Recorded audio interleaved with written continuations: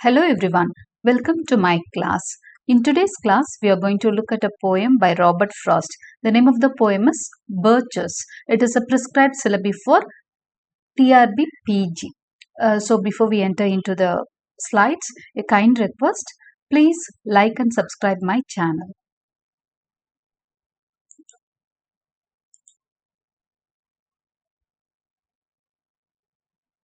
This is a small introduction about the poet. Robert Lee Frost அவரோட full name. He was born on 1874 and he died in 1963. He was an American poet. Okay, but பாத்தீங்க அப்படின்னா இனிஷியலா அவர் when he published his works in his early period, அவருக்கு வேற works எல்லாம் கூட farming எல்லாம் கூட அவங்க வீட்டில் இருந்தது. ஐ மீன் he had more forms. அவங்க கிராண்ட் பேரண்ட்ஸோட ஃபார்ம்ஸ் எல்லாம் அவர் பார்த்துட்டு இருந்தாரு இந்த இனிஷியல் ஸ்டேஜ். பட் லேட்டரான் பார்த்தீங்க அப்படின்னு சொன்னா when he started, அவரோட இன்ட்ரெஸ்ட் வந்து லிட்ரேச்சர்ல இருந்தோன்னா he started writing poems. But American publishers வந்து இவரோட போயம்ஸை பப்ளிஷ் பண்ண ரெடியா இல்லை. அந்த டைம்ல அவர் என்ன பண்ணாருன்னா he shifted to இங்கிலாந்துல போய் கொஞ்ச நாள் இருந்தாரு, ஒரு 4-5 years இருந்தாரு. ஸோ இனிஷியலாக இவரோட ஒர்க்ஸ் வந்து இங்கிலாண்டில் தான் பப்ளிஷ் ஆச்சு. நார்த் பாஸ்டன் அப்படின்னு சொல்லிட்டு ஒரு கலெக்ஷன் ஆஃப் வால்யூம், அதில் தான் 1914 பப்ளிஷ் பண்ணுவார். இந்த டீட்டெயில்ஸ் எல்லாம் நீங்கள் வந்து என்னோட நம்ம சேனல்லையே மெண்டிங் வால் நான் வந்து அனதர் எபிசோட் கொடுத்துருக்குறேன். ஸோ அதில் வந்து இந்த டீட்டெயில்ஸ் அவரோட ஃபுல்லாக ஏர்லி ஹிஸ்ட்ரி மாதிரி ஒன்று கொடுத்துருப்பேன். ஸோ இதில் வந்து ஒரு சின்ன இன்ட்ரோ தான் கொடுத்துருக்கேன். So his work was initially published in England before it was published in the United States. ஸோ அவரை பற்றி ஃபுல் ஹிஸ்ட்ரி வேணும்னா நான் கீழே ஒரு டிஸ்கிரிப்ஷன் லிங்க் கொடுக்குறேன். மெண்டிங் வால்க்கான டிஸ்கிரிப்ஷன் லிங்க் கொடுக்குறேன். மெண்டிங் வாலும் உங்களுக்கு பிஜி டிஆர்பிக்கு ப்ரிஸ்கிரைப் ஆன சிலபஸ் அப்படிங்கிறதுனால அது உங்களுக்கு யூஸ்ஃபுல்லாக இருக்கும். Go through that episode too. His work was initially published in England. அதுக்கப்புறம் தான் he came to United States. அவர் அங்க பிரபலம் ஆனதுக்கு அப்புறம் தான் இங்க வந்து அவரோட ஒர்க்ஸை ரெகக்னைஸ் பண்ண ஆரம்பிக்கிறாங்க United ஸ்டேட்ஸ்ல. He is known for his realistic depictions of rural life. Rural life, village life வந்து ரொம்ப அழகா அவரோட போயம்ஸ்ல டிபிக்ட் பண்ணியிருப்பாரு.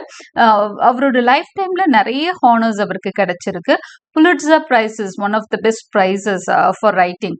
அதுக்கு வந்து அவர் 4 புலிட்சர் பிரைசஸ் வாங்கியிருக்கிற ஒரே poet அப்படின்னு சொன்னா நம்ம poet ராபர்ட் ஃப்ராஸ்ட் தான். He was awarded the Congressional Gold Medal in 1960 for his poetic works.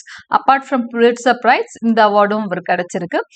அதுவும் இல்லாம 1961ல பாத்தீங்கன்னா he was named Poet Laureate of Vermont. வெர்மாண்ட்ன்ற இடத்தோட அரச கவியா அவர் அறிவிக்கப்பட்டார், அக்னாலேஜ் பண்ணப்பட்டார். Poet Laureate of Vermont announce பண்ணப்பட்டார். So these are some of the details of the poet. So for clear details, go for the introduction in Mending Wall. First, he published in the August. In the poem வந்து எப்ப, when was it published அப்படின்னு சொல்லி கேட்டீங்கன்னா August 1915 issue of the Atlantic Monthly இதுல தான் publish ஆகுது. இதோட சேர்ந்து பப்ளிஷ் ஆன இம்பார்ட்டன்ட் ஒர்க்ஸ் அப்படின்னு பாத்தீங்கன்னா the road not taken, the sound of trees, இதெல்லாம் குரூப் ஆஃப் போயம்ஸா வந்தது. ஓகே, குரூப் ஆஃப் போயம்ஸ்ன்ற கலெக்ஷன்ல தான் இந்த போயம் வந்து ஃபர்ஸ்ட் பிளேஸ் 1915ல பப்ளிஷ் ஆச்சு. It was included in Frost third collection of poetry mountain interval which was published in 1916. திரும்ப அடுத்த இயர் 1960ல செகண்ட் எடிஷனா வருது. இன்னொரு கலெக்ஷன் அவர் விடுறாரு, மவுண்டன் இன்டர்வல் அப்படின்னு சொல்லிட்டு, அதுலயும் இந்த போம் வந்து பப்ளிஷ் ஆகுது. Consisting of 59 lines, it is one of Robert Frost's most anthologized poems. So இந்த போயம் வந்து 59 poems ரிப்பீட்டடா இது வந்து எல்லாரும் ப்ரிஸ்கிரைப் பண்ற ஒரு போயம் தான். This is in blank verse. இந்த போயம் வந்து blank verseல இருக்கு with numerous variations on the prevailing iambic foot. blank verseனா iambic footல தான் இருக்கும். ஸோ அந்த ரைம் ஸ்கீம்ல தான் வந்து இருக்கு, அந்த rhythmல தான் இருக்கு. Okay, along with other poems that deal with rural landscape and land and wildlife, it shows Frost as a nature poet. So இந்த poem பாத்தீங்க அப்படின்னு சொன்னா ஒரு நேச்சர் பாயிண்ட்டை அவரை அழகா வெளிப்படுத்துறது தான் இந்த poem Birches. ஸோ Birchesனா ஃபர்ஸ்ட் என்னன்னு தெரிஞ்சுக்கோங்க. It is a tree. Okay, இது மோஸ்ட்லி அமெரிக்கால தான் இருக்கக்கூடிய ஒரு ட்ரீ, அதுவும் கோல்டான ஏரியாஸ்ல வளரக்கூடிய ஒரு ட்ரீ தான் பர்ச்சஸ். இப்படிதான் இருக்கும், ரொம்ப ஹைட்டா இருக்கும். ட்ரங்க் எல்லாம் கொஞ்சம் ஸ்லிம்மா இருந்தாலும் இட் would கோ டு ரொம்ப உயரமாக வளரக்கூடிய ஒரு மரம். இந்த மாதிரி பர்ச்சஸ் ஃபாரஸ்ட்லாம் கூட அங்க நிறைய இருக்கும். So when I see birches bent to left and right across the lines of straighter, darker trees, I like to think some boys been swinging them. But swinging doesn't bend them down to stay as ice storms do. Okay, பர்ச்சஸோட ஒரு அழகான poem, பர்ச்சஸை பற்றி ஒரு description தான் இந்த போம். சரி, இந்த பர்ச்சஸ் வந்து என்ன பண்ணுதுன்னா, சிலப்போ இவர் பாப்பாராம் பெண்டாகி இருக்குமா. இதுல எல்லாம் நீங்க இந்த போட்டோல ஆக்சுவலா நம்மளுக்கு வந்து கிளைகள் உள்ள பர்ச்சஸ் பார்க்கல. மேபி கிளைகள் உள்ள பர்ச்சஸ் எல்லாம் சிலப்போ அவர் சொல்றது எப்படின்னா கொஞ்சம் பிரான்ச்சஸ் உள்ள பர்ச்சஸ் சொல்றாரு. அது வந்து சிலப்போ லெஃப்ட்லயும் ரைட்லயும் பெண்டாகி இருக்குமா. அப்படியே பாக்குறப்போ வேற என்ன நினைப்பாராம், I like to think some boys been swinging them. ஏதோ ஒரு பையன் வந்து அதை பிடிச்சிட்டு விளாண்டுட்டு இருக்கான், ஊஞ்சல் ஆடிட்டு இருந்திருக்கான், தூளி ஆடிட்டு இருந்திருக்கான், அதனாலதான் அது பெண்ட் ஆகி இருக்குது அப்படின்னு இவரை கற்பனை பண்ணிக்குவாராம். ஆனா அப்படி கிடையாது. பர்ச்சஸ் வந்து அவ்வளோ சீக்கிரம் வளைஞ்செல்லாம் கொடுக்காது. Only ice storms can do that. Ice நம்மளுக்கு அதை பெருசா நம்ம எக்ஸ்பீரியன்ஸ் பண்ணதில்லை. ஏன்னா நம்மள மாதிரி டிராபிக்கல் கண்ட்ரீஸ்ல எல்லாம் வெயில தான் ரொம்ப எக்ஸ்பீரியன்ஸ் பண்ணியிருக்கோம். அவங்களுக்கு அதிகமான பழக்கப்பட்டது இந்த ஐஸ் தான். வெதர் நீங்க டிவில நியூஸ்ல எல்லாம் பார்த்திருப்பீங்க, ஐஸ் வந்து அப்படியே ஃபுல்லா மூடி இருக்கும் இல்லையா. அந்த மாதிரி ஐஸ் ஸ்டார்ம்ஸ் தான் வந்து இந்த மாதிரி பர்ச்சஸ் என்ன பண்ணிரும்னா bend பண்ணிருமா. Often you must have seen them loaded with ice a sunny winter morning after a rain. அடிக்கடி பர்ச்சஸ் எப்படி பார்க்கலாம்னு சொல்றாருன்னா, you can see them loaded with ice. அப்படியே ஐஸ் வந்து அந்த மரம் முழுக்க நிறைஞ்சிருக்கும் அப்படின்னு சொல்றாரு. சன்னி வின்டர் மார்னிங், காலையில வின்டர் மார்னிங்கா இருக்கும், லேசா சூரியன் வந்து வெளியே வந்திருக்கும். இன்னைக்காவது ஒரு நாள் நல்லா சூரியன் வெளியே வந்திருக்கும், ஆனா வின்டரா இருக்கும். பாத்தீங்கன்னா மரம் ஃபுல்லா எப்படி இருக்கும் அப்படின்னா ஐஸா இருக்குமா. ஆஃப்டர் அ ரெயின், ஒரு ரெயின், இதுதான் அவரோட டெபிக்ஷன். ஒரு வின்டர் மார்னிங் சன்னி டே அன்னைக்கு மழை பெஞ்சதுக்கு அப்புறமா ஒரு கிளவுட்ஸ் எல்லாம் மாறி இருக்கு, மழை பெஞ்சு முடிஞ்சிருச்சு. ஸோ ஒரு சன்னி டே, ஒரு வின்டர் மார்னிங் எப்படி இருக்கும். They click upon themselves as the breeze rises and turn many colored as the stir cracks and crazes their enamel. So ஒரு breeze வருது, ஒரு காத்தடிக்குது அப்படின்னு சொன்னா அந்த click upon themselves, அது மேல இருக்கிற அந்த இதெல்லாம் உதுத்து விடுதான். அந்த ஐஸ் அப்படியே ஒட்டிட்டு இருக்கும் இல்லையா, அதெல்லாம் மேல இருந்து கீழே விழுகுது. அப்போ அதெல்லாம் எப்படி தெரியுது, அந்த எனாமல் மாதிரி அது மேல ஒட்டி இருந்ததெல்லாம் விழுகுது. இது இன்னொரு ஒரு போட்டோ, எப்படி அந்த உங்களுக்கு அதோட இமேஜ் காமிக்கிறதுக்காக. இது ஒரு பர்ச்சஸ் ஃபாரஸ்ட், இங்க சன்ஷைன் இருக்குது பார்க்குறோம். நம்ம எப்படி டிபிக்ட் பண்ணமோ அந்த மாதிரி ஒரு சீனரினால இதை நான் இமேஜாக கொடுத்துருக்கேன் உங்களுக்கு. ஸோ ஐசஸ் வந்து இப்படி ஃபுல்லாக ஒட்டிட்டு இருக்கும். இதெல்லாம் மார்னிங் ஹவர்ஸ் வந்து எல்லாம் வந்து ஒரு விண்ட் இருக்கிறப்போ அதெல்லாம் என்ன ஆகும் அப்படின்னா கீழே விழும். Soon the sun's warmth makes them shed crystal shells. சன்னோட அந்த வார்ம்த் வர என்ன ஆகும்னா அந்த மேலே இருக்கிற அந்த ஐஸ் எல்லாம் மெதுவா கீழே விழுக ஆரம்பிக்கும், ஷெட் ஆக ஆரம்பிக்கும். Shattering and avalanching on the snow crust. எப்படின்னா அவாலான்ச் மேல இருந்து கீழே விழுகிற மாதிரி. அவாலான்ச்சு அப்படின்னு சொன்னா இந்த பனி ஸ்டார்ம் இருக்கு இல்லையா, அந்த பெரிய பெரிய பனி மலைகள்ல எல்லாம் அந்த அவாலான்ச்சை பார்த்து தான் பயப்படுவாங்க. அது வந்து பனி புயல் அப்படின்னு சொல்றதுதான் அவாலான்ச்சு. அது மாதிரி இந்த மரங்கள் மேல இருந்து பனியா அப்படி கொட்டிட்டு இருக்குமா. Okay, such heaps of broken glass to sweep away. அது எப்படி இருக்கும், broken glass மாதிரி தானே இருக்கும். ஒரு பனிக்கட்டி வந்து பக்கத்துல பாத்தீங்கன்னா ஒரு கிளாஸ் மாதிரி தெரியும். You would rather think the inner dome of heaven had fallen. தூரத்துல இருந்து பார்த்தா ஏதோ மேல இருந்து ஹெவன்ல இருந்து ஏதோ டூம், அந்த உள்ள இருந்த அழகான அந்த டூம் வந்து கீழே விழுந்த மாதிரி இருக்கு. They are dragged to the withered bracken by the load and they seem not to break, though once they are bowed so low for long they never right themselves. You may see their trunks arching in the woods. So இது எல்லாமே கீழே விழுந்து ரொம்ப அழகா தெரியுமா. அது ஏன் வந்து ஹெவன்லி லுக் அப்படின்னு சொல்றாரு அப்படின்னு சொன்னா, அந்த சன்லைட் பட்டு அந்த எல்லாம் ஒரு மாதிரி கலர்ஃபுல்லா இருக்கு. They seem not to break. அதெல்லாம் மேல இருந்து கீழே விழுந்துருச்சுதான், ஆனாலும் துகள்களா உடையல அது. ஓகே, தோ ஒன்ஸ் தே அபவுட். அந்த மரம் பார்த்தீங்கன்னா கிளைகள்லாம் அப்படி வளைஞ்சு கொடுத்துருக்கு, ஆனா உடையல. மரத்தோட கிளைகள் வந்து வளைஞ்சு கொடுத்துருக்கு, ஆனா உடையல. so low for long they never right themselves. அந்த மரங்களோட கிளைகள் பாத்தீங்கன்னா ரொம்ப காலத்துக்கு இப்படி வளைஞ்சே இருக்கும், அது தன்னைத்தானே நிமித்திக்க நாள் எடுத்துக்குமா, அது they never right themselves அப்படின்னு சொல்றாரு. so low for long, ரொம்ப நாள் அந்த கிளைகள் இப்படி வளைஞ்சே இருக்கும். they don't get themselves, they don't correct themselves. you may see their trunks arching in the woods.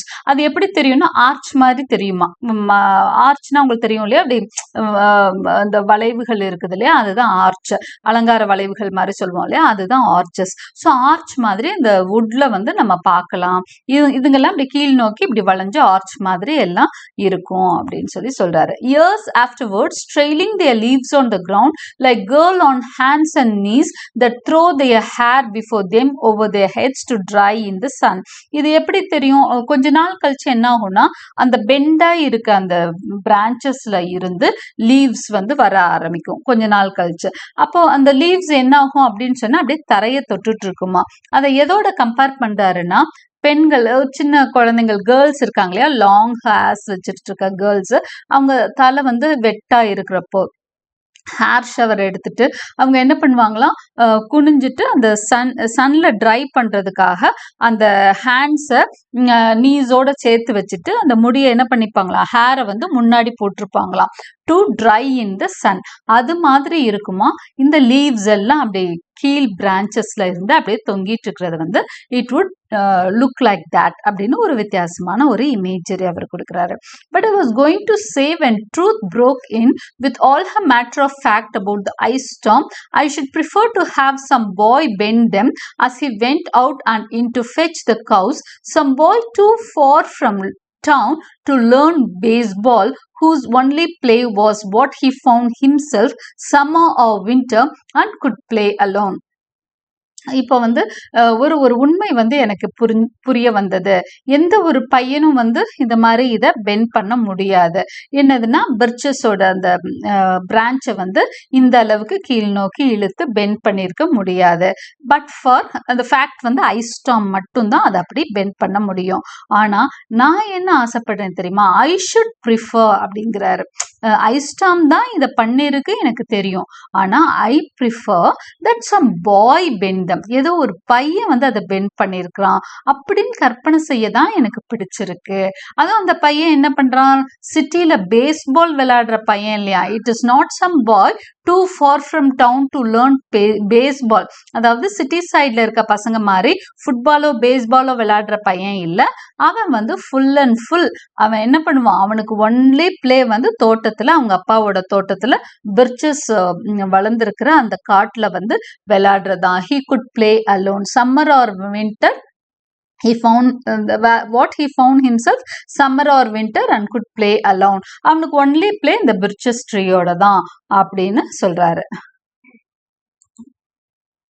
But one by one he subdued his father's trees by riding them down over and over again until he took the stiffness out of them, and not one but hung limp, not one was left for him to conquer. One by one he subdued his father's trees. அவங்க அப்பாவோட தோட்டத்துல அவர் ஃபுல்லா இது எல்லாமே imagination தான். எந்த ஒரு பையனாலையும் purchase ட்ரீயை வளைக்க முடியாதுன்னு சொல்லிட்டாரு. பட் ஐ விஷ் சோ அப்படின்னு சொல்றாரு. நான் ஆசைப்படுறேன் ஒரு பையன் வந்து இந்த ட்ரீ அப்படி வளைச்சிட்டான்னு ஆசைப்படுறேன். பட் ஒன் பை ஒன் அவன் என்ன பண்றான், ஒரு பையன் சிட்டி வாசம் அறியாதவன், அவனுக்கு ஃபுல் அண்ட் ஃபுல் இருக்கிறது அவங்க அப்பா தோட்டத்துல இருக்க அந்த ட்ரீஸ் தான் அவனுக்கு விளையாட்டு. By riding them down over and over again, ஒவ்வொரு மரத்து மேலேயும் ஏறி ஏறி அவன் இறங்குறான். until he took the stiffness out of them. அவன் வந்து அந்த மரத்தோட அந்த ஸ்டிஃப்னஸ் அதுட்ட இருந்து எடுத்துடுறான். அதளவுக்கு அதை வந்து என்ன பண்றான், பழக்கப்படுத்துறான். அதாவது ஒரு யானையை கூட பழக்கப்படுத்திடுறாங்க இல்லையா, அது மாதிரி அவர் வந்து கற்பனை செஞ்சுட்டு சொல்றாரு. இந்த பர்ச்சஸ் ட்ரீய அந்த பையன் வந்து ஏறி இறங்கி என்ன பண்றானா, he is making it used to him. அதுட்ட இருக்க stiffness எடுத்துடுறானா. and not one but hung limp, not one was left for him to conquer. ஒரு மரம் இல்ல, அங்க இருக்க எல்லா மரத்தோட ஸ்டிஃப்னஸையும் எடுத்துட்டான். he learned all there was to learn about not launching out too soon and so not carrying the tree away clear to the ground. ground. So அவனுக்கு வந்து எல்லா விஷயமும் அந்த ட்ரீயை பத்தி தெரிஞ்சுக்கிச்சு. ஸோ அந்த ட்ரீயை வந்து அதை வளைக்கிறது எல்லாமே அவன் வந்து கத்துக்கிட்டான். தோட்டத்திலே இருந்ததுனால he learned many things about the trees. He always kept his poise to the top branches, climbing carefully with the same pains you use to fill a cup up to the brim and even above the brim. அவன் என்ன பண்ணுவானா, top பிரான்ச்சஸ்க்கு தான் போய் உட்காருவானா. Top பிரான்ச்சஸை ரொம்ப கேர்ஃபுல்லா climb பண்ணி போய் உட்காந்துப்பான். With the same pains. எப்படி அதை எதோட கம்பேர் பண்றாரு, அவன் ரொம்ப கேர்ஃபுல்லா டாப் பிரான்ச்ல போய் உட்காந்துக்குவான் அப்படின்னு சொல்லிட்டு, வைனோ இல்லை ஏதோ இந்த ஆல்கஹால் மாதிரி ஒரு லிக்கரை வந்து நீங்க என்ன பண்ணீங்க, ஒரு லிக்விடை வந்து ஒரு கப்ல ஊத்துறப்போ அந்த மேல வர வர என்ன பண்ணுவாங்களாம், கவனமா ஊத்துவாங்களாம். Up to the brim you use to with some pains. அதாவது அதுல பெரிய ஒன்றும் வலி கிடையாது. அது கொஞ்சம் கொஞ்சம் அந்த நிறைய அடங்க அடங்க என்ன பண்ணுவாங்களாம், அதை ஃபில் பண்ணிட்டே வருவாங்களாம் அந்த பிரிம் வரைக்கும். பிரிம்னா அதோட கப்போட அந்த மேல் பகுதி வரைக்கும். அது மாதிரி அந்த பையன் என்ன பண்ணுவானா, ரொம்ப சின்ன சின்ன வழிகளோட அவன் என்ன பண்ணுவானா, மேல் அந்த பிரான்ச்சஸோட அந்த ஸ்டீப் வரைக்கும் போயிடுவான். Then he flung outward, feet first with a swish, kicking his way down through the air to the ground. அப்புறம் என்ன பண்ணுவான், மேலே இருந்து அவன் அப்படியே குதிச்சு கிரவுண்டுக்கு வந்துடுவான். So was I once myself a swinger of birches. இதுவும் கற்பனை தான் நினைக்கிறேன். நானும் birches swinger-ஆ தான் இருந்திருக்கேன். And so I dream of going back to be. நானும் அந்த birchesக்கு திரும்ப போய் அது கூட அதுல வந்து ஸ்விங் பண்ணணும்னு ஆசைப்படுறேன். It is when I am weary of considerations and life is too much like a pathless wood where your face burns and tickles with the cobwebs broken across it and one eye is weeping from a twigs having lashed across it open. So it is when I am weary of considerations. எனக்கு வந்து ரொம்ப tired ஆயிடுறேன். இந்த சிட்டியோட life நிறைய பேருக்கு அந்த இயற்கையை ரசிக்கிறவங்க, இயற்கையை விரும்புறவங்களாலாம் ரொம்ப காலத்துக்கு இந்த நெருக்கடியிலையும் கூச்சல் குழப்பமான சிட்டி லைஃபை அவங்களால தாங்கிக்கவே முடியாது. அந்த அமைதியை தேடி தான் ஓடுவாங்க. அந்த மாதிரி ஆளுங்களை நம்ம பார்த்துருப்போம். ஸோ அவருக்கும் அப்படிதான் இருக்கு. எனக்கு I don't like this city life. I want to go to that wood, pathless wood, வழியே தெரியாத அந்த காடுகள், அதுங்களுக்குள்ள போய்கிட்டாதான் எனக்கு ஹாப்பினஸ் அப்படின்ற மாதிரி அவர் சொல்றாரு. I would like to get away from earth a while and then come back to it and begin over. அந்த பையன் எப்படி அந்த பர்ச்சஸோட மேல் பகுதி வரைக்கும் போறான், ஹெவன் ஸ்கை வரைக்கும். அது ஏன்னா அந்த ட்ரீ வந்து ரொம்ப ஹையா வளரக்கூடியது. So this boy he climbs the tree so far, so high to the top branch வரைக்கும் அவன் போறான். அப்போ நியர் த ஸ்கை வரைக்கும் போறான். இப்போ அவர் அதான் என்ன சொல்றாரு, ஐ want to get away from earth அப்படிங்கிறாரு. எர்த்ல இருந்து ரொம்ப தூரம் விலகி போயிட்டு அதுக்கப்புறம் பக்கத்துல வரலாம்னு நினைக்கிறேன், முதல் அதை விட்டு விலகி போகணும்னு நினைக்கிறேன் அப்படின்னு சொல்லி அவரு சொல்றாரு. May no fate willfully misunderstand me and half grant what I wish and snatch me away not to return. நான் இப்படி பேசினதை எந்த ஒரு ஃபேட்டோ, என்னோட டெஸ்டினி, என்னோட விதி வந்து தப்பா புரிஞ்சுட்டு என் உயிரை எடுத்துட வேண்டாம் அப்படின்னு சொல்றாரு. Let not fate willfully misunderstand me. என்ன மிஸ்அண்டர்ஸ்டாண்ட் பண்ணிக்க வேண்டாம், என்னோட விதி. and half grant what I wish.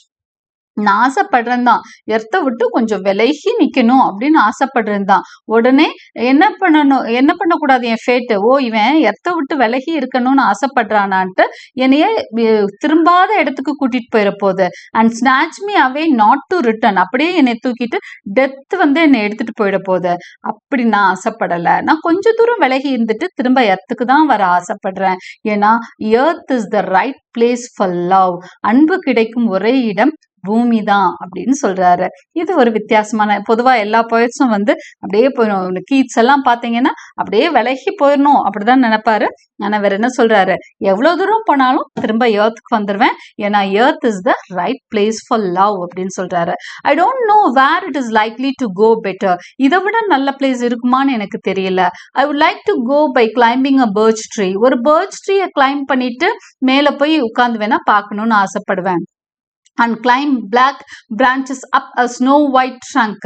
அந்த snow white trunk மேல ஏறணும்னு ஆசைப்படுவேன். toward heaven, அதோட ஹைட்டுக்கு போகணும், ஹெவன் பக்கத்துல, அதாவது ஸ்கை தெரியிற இடத்துக்கு அங்க ஸ்கை வரைக்கும் போற மாதிரி அந்த பர்ச்சஸ் ட்ரீ மேல ஏறி போனா அப்படிதான் தெரியும், ஸ்கை பக்கத்துல இருக்க மாதிரி. till the tree could bear me no more, till the tree could bear no more, இதுக்கு மேல போக முடியாதுன்ற அளவுக்கு அந்த ட்ரீயோட உச்சாணி இடத்துல போய் உட்காரணும். But dip it stop and set me down again, அங்க உட்காந்துட்டு திரும்ப நான் இறங்கி வந்துடுவேன். That would be good both going and coming back, இது வந்து கோயிங் அண்ட் கம்மிங் பேக் தான். திடீர்னு எனக்கு தோணுச்சுன்னா மேலே போய் ஸ்கையை பார்த்துட்டு அந்த ஹெவன்லி ஃபீல் பண்ணிட்டு I will come again to earth, ஏன்னா earth is a lovely place to love அப்படின்னு சொல்றாரு. One could do worse than be a swinger of birches. So பர்ச்சஸை வந்து லவ் பண்ணி அந்த ஸ்விங் பண்ணா அதுல வந்து நிறைய விஷயம் நல்லா இருக்கும் அப்படிங்கிற மாதிரி அனுபவிச்சு சொல்றாரு. ஸோ இந்த போயம் பார்த்தீங்க அப்படின்னு சொன்னால் ஒரு அழகான பியூட்டிஃபுல்லான ஒரு நேச்சர் போயம் தான். இதில் ஒரு ஃபுல் அண்ட் ஃபுல் இமேஜினேஷன் தான் இருக்கும். ஒரு இடத்துக்கு மேலே பர்ச்சஸ் ட்ரீயை டிஸ்கிரைப் பண்ணியிருப்பாரு. But at the same time அந்த பென்ட் ட்ரீ வந்து எதனால அப்படிங்கிறதுல இருந்து அந்த பையன் வந்து மேலே ஏறி இறங்கி அதை ஃப்ளெக்சிபிளாக மாற்றுறான். நான் அது மேலே ஏறணும்னு ஆசைப்படுறேன், அந்த டாப்புக்கு போகணும்னு ஆசைப்படுறேன். அது வரைக்கும் அவர் வந்து என்ன சொல்கிறாருன்னா ஒரு இமேஜினேஷன்லேயே போகிற மாதிரி இருக்கும். பட் திடீர்னு வந்து டவுன் ஃபீல் பண்ண ஆரம்பிச்சிருவாரு. இல்ல இல்ல அது சரி வராதுன்னா கீழே இந்த உலகத்துலதான் அன்பு கிடைக்குது, இங்கதான் இதுதான் பெஸ்ட் பார்ட்டா தெரியுது, இதுதான் better place to live in மாதிரி தெரியுது எனக்கு அப்படின்னு சொல்லி திரும்ப வந்து எர்த்லி மூடுக்கு வந்துடுறாரு. So this is the beautiful poem Birches by Robert Frost. Hope you liked my explanations. Like, share and subscribe for more such poems. Press the bell icon for continuous notifications and thank you for watching.